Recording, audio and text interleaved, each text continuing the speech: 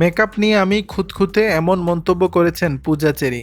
ঢাকায় চলচ্চিত্রের আলোচিত চিত্রনায়িকা পূজা চেরি বলেছেন, ক্যারিয়ার ও মেকআপ নিয়ে বরাবরই আমি খুঁতখুঁতে, যা সবসময় বলে এসেছি। সবকিছু পারফেক্ট না হলে কোথাও মুভ করি না আমি। এই অভিনেত্রী বলেন, পারফেক্ট মনে করেছি বলে এখানে এসেছি আজকে।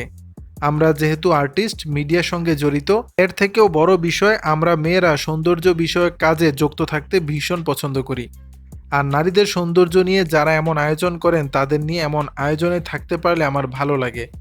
সম্প্রতি রাজধানীর একটি অভিজাত হোটেলের হলরুমে ১.৫ শতাধিক সেলুন মালিক, celebrity, fashion expert, freelance makeup artist সহ অনেকের মিলন মেলা হয়।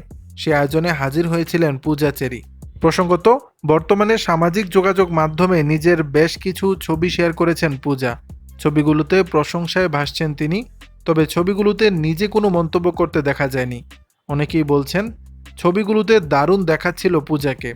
দর্শক, বিষয়টি নিয়ে আপনাদের মতামত জানাবেন নিচের কমেন্ট বক্সে।